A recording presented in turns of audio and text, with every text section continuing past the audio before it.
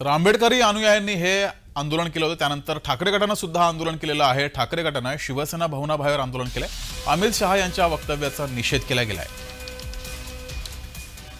एकीकडे राजगृहाबाहेर आंबेडकरी अनुयायांनी आंदोलन केलं होतं, दुसरीकडे शिवसेना भवन समोर ठाकरे गटाकडून सुद्धा आंदोलन केलं गेलं। याबाबत श्रद्धा जाधव यांच्याशी संवाद साधलेला आहे।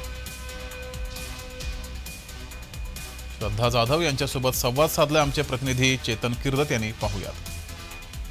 अमित शहांनी डॉक्टर बाबासाहेब आंबेडकरांवर केलेल्या विधानानंतर संपूर्ण देशभरात याचे पडसाद पाहायला मिळत आहेत। सध्या आपण दादरच्या शिवसेना भवन परिसरात आहोत, ज्या ठिकाणी आता शिवसेना उद्धव बाळासाहेब पक्षाकडून आंदोलन जे आहे ते करण्यात येत आहे। आपण या ठिकाणी पाहू शकतो काळे झेंडे घेऊन खरं तर अमित शहा यांचा निषेध जो आहे तो या ठिकाणी करण्यात येतोय। त्याचसोबत अमित शहा यांचा जाहीर निषेध असल्याचं देखील पाहायला मिळत आहे।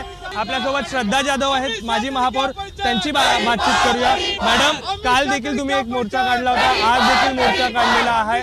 अमित शहांच्या वक्तव्यावर तुम्ही मोर्चा काढताय, काय आहे? डॉक्टर बाबासाहेब आंबेडकर हे केवळ या महाराष्ट्राचं दैवत नाहीये, पूर्ण देशाचं दैवत आहे।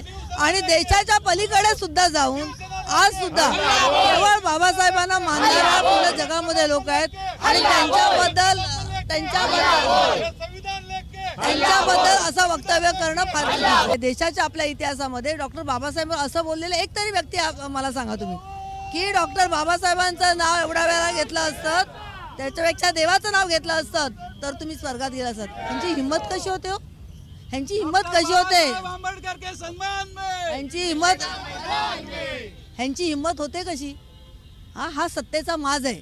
ह्यांना असं वाटतं की आम्ही सत्तेत आहोत त्यामुळे आमचं कोणी काही वाकडं करू शकणार नाही, पण ही जनता आहे ना, ही जनताच यांना धडा शिकवेल। आपण जर पाहिलं तर मोठ्या प्रमाणात या गोष्टीचा निषेध जो आहे तो व्यक्त करताना आपल्याला पाहायला मिळतो आहे। कॅमेरामॅन अक्षयसह मी चेतन किर्दत, जय महाराष्ट्र न्यूज, मुंबई।